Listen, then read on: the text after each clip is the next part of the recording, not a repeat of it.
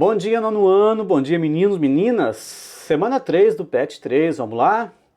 Lembrando, pessoal, para vocês estudarem melhor, não esquece, tem que ter um cantinho de estudo, tem que ter o seu lugarzinho de estudar. Pode ser um cantinho qualquer lá no seu quartinho, na sala, mas arruma um lugarzinho para você estudar com maior sossego, tá bom? E não se esqueça também, claro, de definir um horário. O seu horário de estudo tem que ser sagrado. É igual como se você estivesse indo para aula de 7 da manhã até as 11h30, você não está na escola todo dia? Então, arruma um horário para você poder estar estudando, tá bom? Para você não acumular e aprender mais.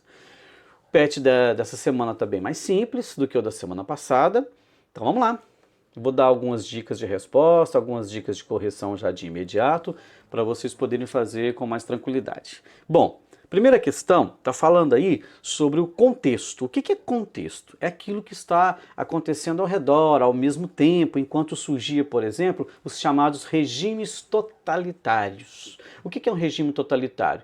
Tem presença num líder marcante, muito forte, tem uma supressão, uma retirada de direitos individuais, de forma que o que eu penso, o que eu tenho direito, não é mais importante do que o que é bom para todo mundo. Se não for bom para mim, mas for bom para todo mundo, vai do jeito deles, tá bom? O governo totalitário, ele normalmente tem um grande líder, esse líder geralmente ele tem um poder muito grande de convencimento das massas, certo? Como Hitler, que é o principal líder totalitário que nós vamos ver aí nesse momento.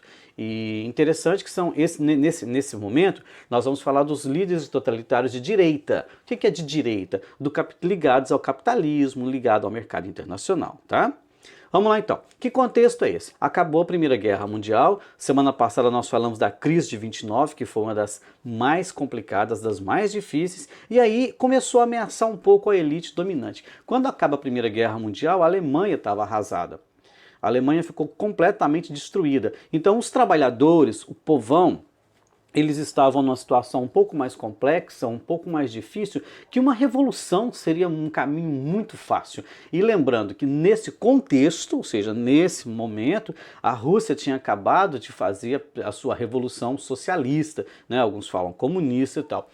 A revolução socialista da União Soviética ou da Rússia, nesse momento, ela é uma resposta para os trabalhadores, porque ela tirou o poder total, né, do czar, que nós já vimos isso também, e pegou as terras, os bens de produção e foi distribuindo para, né, foram sendo distribuídos, socializados de forma mais igualitária para as pessoas. Então, os trabalhadores viam no socialismo, no comunismo, um grande caminho. E a burguesia, que são os donos das terras, das fábricas, os donos dos equipamentos, o pessoal via isso como uma ameaça muito grande. Então, eles pensavam o seguinte: para conter essa possível essa possível onda revolucionária, a gente precisa ter um líder forte, uma pessoa que concentra poder, uma pessoa que consegue meio que dominar isso. E aí surge esse regime totalitário.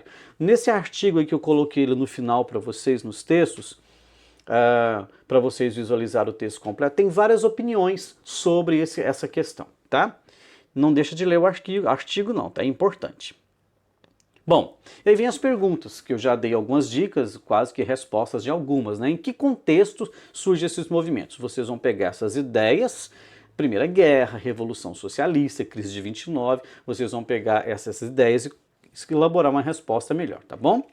Quais países protagonizaram o surgimento desse movimento? Eu já falei da Alemanha, tudo bem, já foi, não foi a única.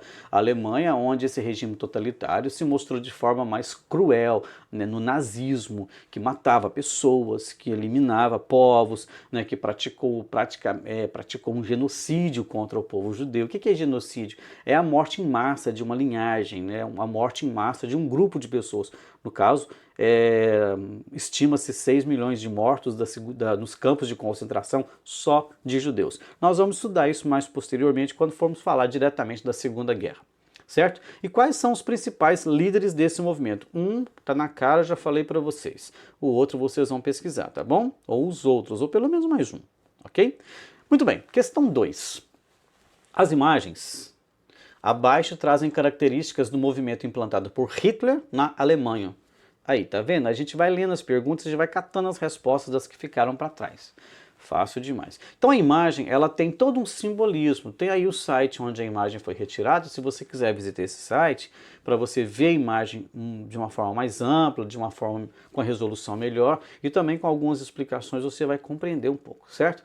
Aí eu deixei também lá dois textos sobre o que é nazismo, o que é fascismo, as diferenças de um e de outro e quais são suas características. A hora que você ler esse texto, obviamente você vai montar uma resposta facilmente para isso, para essa questão, tá?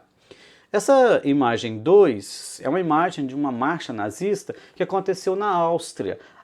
Quando começou o movimento nazista de expansão, o Hitler invadiu e anexou primeiramente a Áustria ao seu império, que ele queria fazer o tal do Terceiro Reich. Então ele já aliou a Alemanha e já emendou ali direto com a Áustria. E boa parte dos austríacos saíram nas ruas para comemorar com a suástica, que é essa bandeira aí, que é esse símbolo nazista, que é uma apropriação, depois vocês podem pesquisar, esse símbolo do nazismo, ele é um símbolo religioso, antigo, lá se não me falha a memória, lá dos chineses, do budismo, é um símbolo religioso que ele foi readaptado e se tornou um símbolo de morte, infelizmente. Mas eles estavam celebrando a anexação. Observando as imagens e com a ajuda do livro, dos sites, né, alguns de vocês pegaram o livro lá na escola, ótimo, podem pesquisar por ele, né? Quais as principais características do nazismo presentes na imagem, ou nas imagens? Passei para vocês o site, vocês vão acessar o texto e vocês vão ver as características e ver quais delas estão aí na imagem. Número 3. Outras imagens, certo? Imagem 1, que são prisioneiros desnutridos do campo de Mauthausen, certo? Imagem 2 é uma imagem que remete também ao campo de concentração. Provavelmente muitos de vocês já viram essa imagem no filme Menino do Pijama Listrado, que eu acho que, se não me falha a memória, vocês falaram que a professora de geografia do ano passado passou para vocês. Essa terceira imagem é dentro de um alojamento, se podemos chamar assim, né? O alojamento de judeus, de pessoas que estavam num campo de concentração. Esse é o dormitório. Então, por aí você já imagina como que era a condição de vida. Se você nunca viu nenhum filme, ou não leu nenhum livro, um documentário sobre o nazismo, você vai ver o horror. Então, não deixa de ver, tá?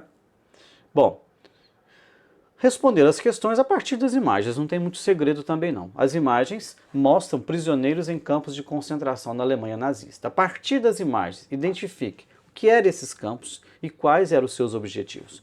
Para que se juntavam essas pessoas aí? Para quê? Fazer o que com elas? Qual era o objetivo disso? Então, tanto nos filmes que você pode assistir, quanto nos textos que você pode ler, você vai conseguir responder isso de uma forma muito simples. Letra B. A partir da análise das imagens, descreva como deveria ser a vida de um campo de concentração. Então não precisa fazer muita força, né? Se você viu um filme, ótimo. As imagens vão voltar à sua mente, à sua cabeça, e você vai conseguir perceber isso de uma forma mais organizada. Mas observando essas imagens, essas três que estão aí, como seria a vida de um campo de concentração? Não deve ser grandes coisas, né? Não deve ser bom, né? Por que a população não se revoltava com esse tipo de ação? É uma pergunta que a gente sempre se faz. Mas os alemães não lutaram contra o Hitler para acabar com o nazismo?